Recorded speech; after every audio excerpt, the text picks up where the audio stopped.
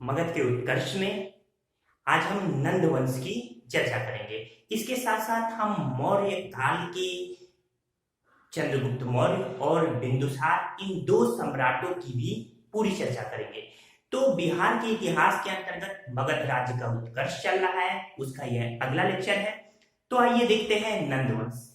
पिछले लेक्चर में मैंने भूमिकाएं बताई थी, सारी चीजें क्लियर हुई होंगी आपको। हरियंक वंश वगैरह के बारे में चर्चा हुई थी।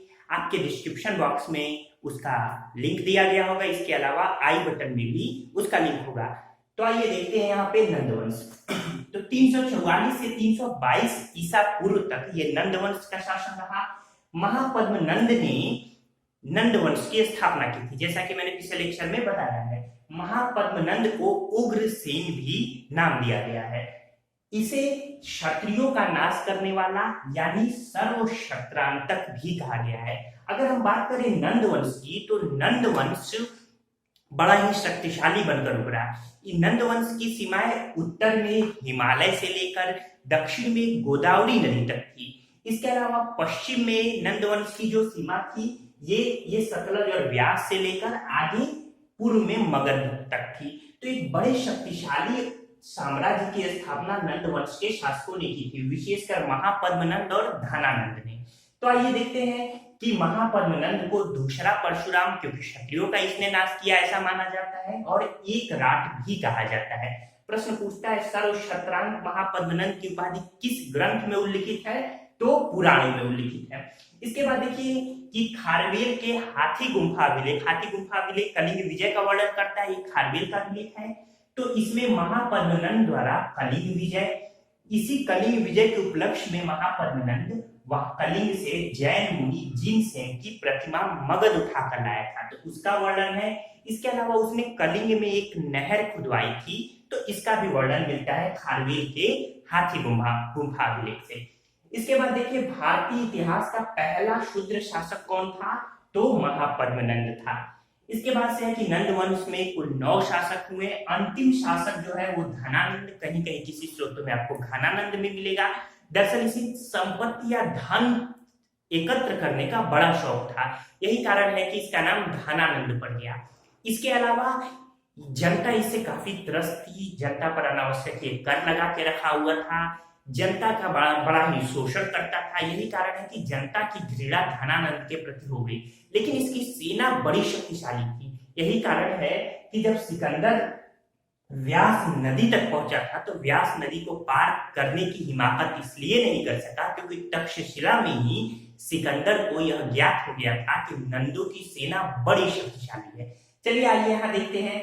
तो इस तरीके से अंतिम शासक धनानंद, इसे अग्रमीज, यूनानी लेखकों ने इसे अग्रमीज नाम भी दिया है। भद्रसाल धनानंद का एक सेनापति था, बड़ा महत्वपूर्ण ये भी क्वेश्चन है प्रीलिम्स के पॉइंट ऑफ व्यू से। भद्रसाल कौन था? धनानंद का सेनापति। धनानंद ने 80 करोड़ की धनराशि गंगा नदी के तल में एक चट्टान की गुफा में छिपा रखी थी। तो इस तरीके से सिकंदर को धनानंद की शक्ति का पता कहाँ चला था? तक्षशिला में चल गया था। चंद्रगुप्त मौर्य ने चाणक्य की सहायता से अंततः 323 या 322 ईसा पूर्व में धनानंद की हत्या की और मौर्य वंश की नींव डाली। दरअसल धनानंद ने चाणक्य को, जो कि ब्राह्मण वंश से संबंध रखते थे, चाणक्य को अपने दरबार में काफी अपमानित किया था। चाणक्य ने एक कसम खाई थी कि जब तक वो धनानंद या नंदों का मूल नाश नहीं कर लेंगे तब तक वो अपनी जटा यानी चोटी नहीं बांधेंगे।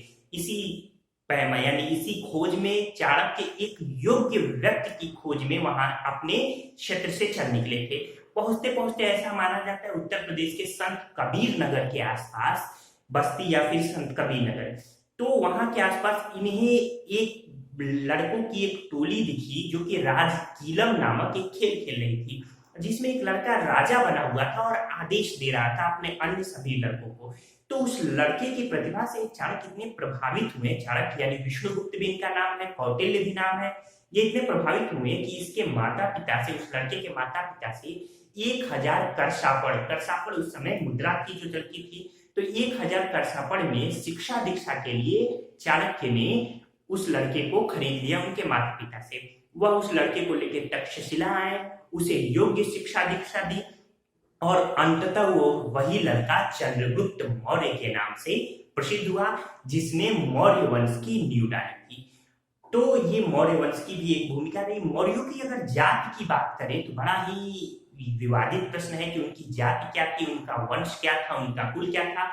फिर भी ऐसा माना जाता है कि मौर्य यानी मोर पकड़ने वाले एक विशेष वर्ग से मौर्य संबंध रखते थे। चलिए आइए आगे देखते हैं। महापद्मनंद ने व्याकरणाचार्य पाणिनि को पुरुषपुर यानी वर्तमान पेशावर जो कि पाकिस्तान में है, पेशावर से पाटलिपुत्र आमंत्रित किया था। तो ये पूरी भूमिका रही नंद वंश की। एक और मैं आपको बात बता दूं कि नंद शासक जो थे वो जैन धर्मावलंबी थे, जैन मत को मानने वाले थे। इसकी पुष्टि विशाख दत्त की मुद्रा राक्षस से होती है। किसने लिखा था मुद्रा राक्षस? तो विशाख दत्त ने, आपको पता होगा। तो विशाख दत्त की मुद्रा राक्षस से इसकी पुष्टि होती है। इसके अलावा जो मौर्य वंश की स्थापना की थी धनानंद की हत्या करके चंद्रगुप्त मौर्य ने, इस बात की भी पुष्टि मुद्रा राक्षस से होती है। ये एक नाटक है। चलिए आइए आगे देखते हैं मौर्य वंश। तो नंद वंश के बाद अब मौर्य वंश की नींव पड़ी, संभवतः 322 ईसा पूर्व में पड़ी। मौर्य वंश में 3 महान शासक हुए थे। पहला चंद्रगुप्त मौर्य, दूसरा उसका पुत्र बिंदुसार और तीसरा उसका पुत्र अशोक। तो ये तीनों बड़े महान शासक हुए। इन तीनों के वजह से, विशेषकर अशोक के वजह से, अशोक के कारण मौर्यों की ख्याति बहुत ज्यादा बढ़ गई। इसके बाद क्रमबद्ध रूप से अन्य शासक हुए। अंतिम शासक बृहद्रथ था। तो आइए आज के इस लेक्चर में हम चंद्रगुप्त मौर्य और बिंदुसार की चर्चा करते हैं। संस्थापक चंद्रगुप्त मौर्य था। इसे भारत का मुक्तिदाता कहा जाता है क्योंकि यूनानी शासन से चंद्रगुप्त मौर्य ने भारत को मुक्ति दिलाई थी। यही कारण है कि चंद्रगुप्त मौर्य को भारत का मुक्तिदाता कहा गया है। इसके अलावा जाति मैंने बताया है कि विवादित थी। राजकिलम नाटक खेलते समय चाणक्य की नजर पड़ी थी चंद्रगुप्त मौर्य पर, तो ये भी मैंने आपको बताया। इसके बाद तक्षशिला में सिकंदर से मुलाकात हुई थी चंद्रगुप्त मौर्य की। ऐसा माना जाता है कि चंद्रगुप्त मौर्य की पहली मुलाकात सिकंदर से तक्षशिला में हुई थी। सिकंदर ने चंद्रगुप्त मौर्य को कैद कर मारने की भी कोशिश की थी, हालांकि वो वहां से भाग निकले थे। चलिए आइए आगे देखते हैं। इसके बाद से सिकंदर ने भारत पर ढेर सारे क्षेत्रों को भी जीता था।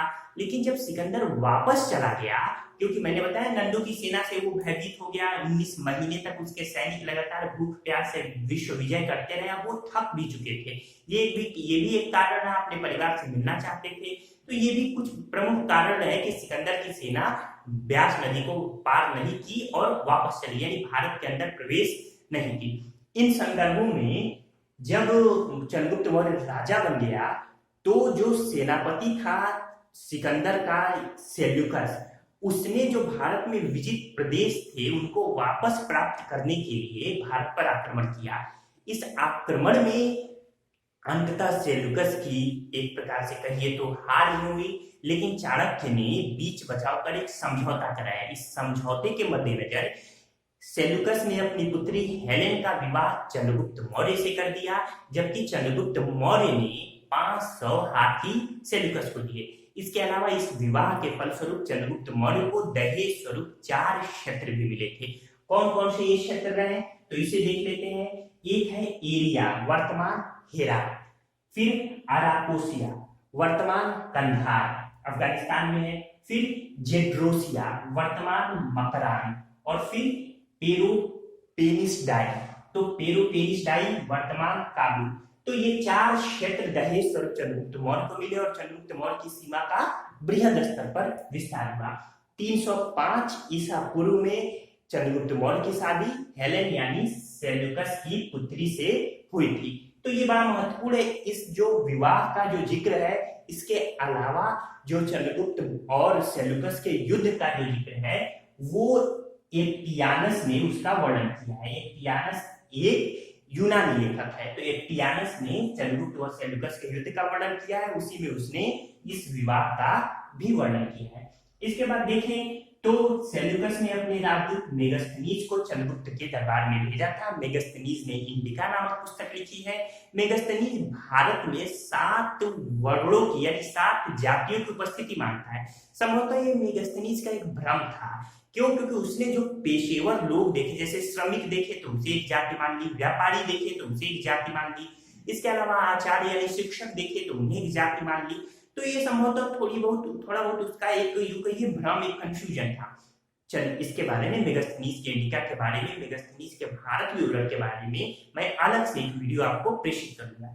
आइए वापस लौटते हैं। चंद्रगुप्त के समय में सौराष्ट्र का, जो सौराष्ट्र गुजरात में है, जो उसका राज्यपाल था यानी गवर्नर था, वो पुष्यगुप्त वैश्य था। तो इस पुष्यगुप्त वैश्य ने सौराष्ट्र में एक झील का निर्माण किया जिसे सुदर्शन झील के नाम से जाना जाता है। सुदर्शन झील की एक लंबी परंपरा रही है जिसका जिक्र मैं अलग से करूंगा। तो ये याद रखिएगा कि सुदर्शन झील को सबसे पहले किसने बनवाया था? चंद्रगुप्त मौर्य ने बनवाया था। और किसने बनाया था? चंद्रगुप्त मौर्य के गवर्नर पुष्यगुप्त वैश्य ने बनाया था, जो कि सौराष्ट्र का गवर्नर था। इसके बाद देखिए चंद्रगुप्त जैन धर्मावलंबी था। इसकी पुष्टि ये होती है कि प्रथम जैन संगीति जो कि पाटलिपुत्र में आयोजित हुई थी, ये चंद्रगुप्त मौर्य के समय ही आयोजित हुई थी। इसकी अध्यक्षता जैन आचार्य स्थूलभद्र ने की थी। इसी जैन संगीति के बाद अब जैन धर्म दो भागों में बटा था, एक दिगंबर एक श्वेतांबर। दिगंबर यानी वो जो कि दिगही जिसका अंबर, यानी जो दिग मतलब अंबर मतलब वस्त्र भी होता है। तो इस तरीके से जो नग्न रहते थे, यानी जो वास्तविक रूप से महावीर स्वामी की शिक्षाओं पर चलते थे, वे दिगंबर कहलाए। श्वेतांबर बाद में जिन्होंने श्वेत वस्त्र धारण करना शुरू कर दिया, वे श्वेतांबर कहलाए। इसी प्रथम जैन संगीत में 12 अंगों की रचना हुई थी। चूंकि यह पाटलिपुत्र में हुई थी, जैन साहित्य को 12 अंगों में विभाजित किया गया है। तो ये पाटलिपुत्र में हुई थी, इसलिए इसे पाटलिपुत्र वाचना भी कहा जाता है। तो ये चंद्रगुप्त मौर्य के बारे में रही। चंद्रगुप्त मौर्य के अंतिम समय में मगध में एक भयानक दुर्भिक्ष पड़ा। इस दुर्भिक्ष के कारण चंद्रगुप्त मौर्य अपने गुरु भद्रबाहु के नेतृत्व में मगध को छोड़कर श्रवणबेलगोला चला गया, जो कि दक्षिण भारत में है, मैसूर कह सकते हैं आप, कर्नाटक में। तो श्रवणबेलगोला चला गया। यही श्रवणबेलगोला में रहते हुए अब अंतिम समय में संलेखना विधि द्वारा, संलेखना विधि ये होती है, संथाला विधि भी आप संथाला विधि भी कह सकते हैं। इसमें ये होता है कि जैन मुनि या जैन आचार्य होते हैं, वो अंतिम समय में अपना भोजन पानी त्याग कर धीरे धीरे अपने शरीर का त्याग कर देते हैं। तो संलेखना विधि द्वारा चंद्रगुप्त मौर्य ने यहीं पर यानी श्रवणबेलगोला में अपना शरीर त्याग दिया। यहाँ पे श्रवणबेलगोला में चंद्रगुप्त मौर्य ने एक मंदिर का भी निर्माण किया। तो इस तरीके से जाने से पहले श्रवणबेलगोला चंद्रगुप्त मौर्य ने अपने पुत्र सिंहसेन को अपने साम्राज्य की विरासत सौंप दी थी। यही सिंहसेन बिंदुसार के नाम से जाना जाता है। तो आइए आगे देख लेते हैं। अंतिम समय में भद्रबाहु के साथ श्रवणबेलगोला गया और चंद्रगुप्त मौर्य, और 298 ईसा पूर्व में चंद्रगुप्त मौर्य की मृत्यु हो गई। चंद्रगुप्त मौर्य के समय में ही आचार्य चाणक्य ने अर्थशास्त्र नामक पुस्तक लिखी। अर्थशास्त्र राजनीति शास्त्र की पुस्तक है, ध्यान रखिएगा। इसमें 15 अधिकरण मतलब चैप्टर कह सकते हैं, और 180 प्रकरण यानी टॉपिक कह सकते हैं। 180 प्रकरण है। तो अर्थशास्त्र में कितने अधिकरण है? 15 अधिकरण है। अब आइए इसके बाद देखते हैं सिंहसेन यानी बिंदुसार को। 298 से 272 ईसा पूर्व तक बिंदुसार शासक रहा था। बिंदुसार के कई नाम मिलते हैं। एक नाम है अमित्रोचेट्स। अमित्रोचेट्स जो नाम है ये यूनानी साहित्यों में मिलता है बिंदुसार का। इसके बाद अमित्रघात यानी शत्रुओं का नाश करने वाला, ये संस्कृत ग्रंथ में इसका नाम मिलता है। फिर मद्रसार वायु पुराण में मिलता है। इसके बाद से सिंहसेन जो कि जैन ग्रंथ में मिलता है। तो ये 4 नाम बिंदुसार के मिलते हैं। इसके पहले मैं एक और बता दूं बात आपको कि चंद्रगुप्त मौर्य के भी 3 नाम मिले हैं यूनानी साहित्यों में। कौन कौन? यहाँ देख लीजिए। सेंड्रोकोट्स चंद्रगुप्त मौर्य का नाम है, जो कि यूनानी इतिहासकार स्ट्रेबो, एरियन और जस्टिन ने चंद्रगुप्त मौर्य का उल्लेख सेंड्रोकोट्स के रूप में किया है। जबकि यूनानी इतिहासकार एप्पियानस और प्लूटार्क ने एंडोकोट्स कहा है। ठीक, दोनों में अंतर देखिए, सेंड्रोकोट्स ये एंडोकोट्स। जबकि निर्याकस जो है ये भी यूनानी इतिहासकार, यूनानी लेखक निर्याकस ने एंड्रोकोप्टस कहा है। तो याद रहेगा ये 3 नाम, सेंड्रोकोट्स, एंडोकोट्स और एंड्रोकोप्टस। तो ये 3 नाम मिलते हैं चंद्रगुप्त मौर्य के। आगे बढ़ने से पहले मैं चाहूंगा, अगर आप चाहते हैं तो आप स्क्रीनशॉट ले सकते हैं, मैं आपको पूरा मौका दे रहा हूं। चलिए स्क्रीनशॉट आपने ले लिया होगा। तो इसके बाद से चंद्रगुप्त मौर्य की एक पत्नी जिनका नाम दुर्धरा था, वो बिंदुसार की माता के रूप में जानी गई है। उनका नाम मिला है जैन ग्रंथों में दुर्धरा। बिंदुसार आजीवक संप्रदाय का अनुयायी था। मक्खली घोषाल आजीवक संप्रदाय के संस्थापक रहे, तो ये पिछले लेक्चर में मैंने बताया है। इसके बाद बिंदुसार के दरबार में 2 विदेशी राजदूत आए थे। कौन कौन? सीरिया के राजा एंटियोकस का राजदूत डायमेकस से ही बिंदुसार ने 3 चीजें मांगी थी। एक अंजीर मांगा, एक देशी शराब यानी मदिरा मांगी और एक दार्शनिक मांगा था। लेकिन वहां के कानून के अनुसार दार्शनिक देना अपराध था, तो दार्शनिक नहीं भेज सका वहां का राजा, लेकिन उसने अंजीर और मदिरा भेजी थी। इसके बाद मिस्र के राजा टालमी फिलोडल्फस का द्वितीय का राजदूत, फिर देख लीजिए मिस्र के राजा टालमी फिलोडल्फस द्वितीय का राजदूत डायनोसियस। तो कौन कौन आए थे? एक डायमेकस, एक डायनोसियस। डायमेकस सीरिया के राजा एंटियोकस का राजदूत था और जो डायनोसियस था ये मिस्र के राजा टालमी द्वितीय का राजदूत था। याद रहेगा, टालमी द्वितीय का राजदूत। इसके समय में यानी बिंदुसार के समय में तक्षशिला में 2 विद्रोह हुए थे। पहले विद्रोह को दबाने के लिए अशोक को भेजा गया था, जबकि दूसरे विद्रोह को दबाने के लिए उसके बड़े भाई सुशील को भेजा गया था। तो इस तरीके से ये दोनों याद रखिएगा। शासक बनने से पहले अशोक उज्जैन का यानी अवंती का उपराज्यपाल भी था। तो ये भी बात महत्वपूर्ण है। ये मैं आगे भी अगले लेक्चर में भी अशोक के बारे में जिक्र करूंगा, तो इसकी चर्चा करूंगा। इसके बाद से बिंदुसार की 500 सदस्यों वाली एक मंत्रिपरिषद थी, जिसे खल्लाटक कहा गया है। तो ये पूरी भूमिका रही चंद्रगुप्त मौर्य और बिंदुसार की। दोस्तों, अगर आपको हमारा लेक्चर पसंद आ रहा हो, हमारी सीरीज पसंद आ रही हो, तो चैनल पे नए हो तो चैनल को सब्सक्राइब करना ना भूलिएगा। इसके अलावा लाइक का बटन भी दबाइए। हाँ, चैनल सब्सक्राइब करते समय बेल बटन जरूर दबाइएगा ताकि आपको नोटिफिकेशन मिल सके। मैं यहाँ आपको बता दूं कि आप हमारे प्लेलिस्ट में जाकर पूरी आधुनिक भारत की, फिर सामान्य हिंदी की, इसके अलावा अर्थव्यवस्था की, सभी, इसके अलावा अन्य भी सभी लेक्चर्स की एक क्रमबद्ध श्रृंखला मौजूद है, लगातार चल रही है। तो सारी वीडियो को आप वहां से देख सकते हैं। बिहार विशेष की भी एक श्रृंखला है जो कि चल ही रही है, आप देख ही रहे हैं। डिस्क्रिप्शन में भी वो श्रृंखला मिलेगी आपको। तो दोस्तों, बने रहिए हमारे साथ, लगातार घर बैठे अपनी प्रिपरेशन कीजिए। हम आपको बेहतर से बेहतर लेक्चर प्रोवाइड करने की कोशिश कर रहे हैं और करते रहेंगे। ठीक है दोस्तों, धन्यवाद आपका।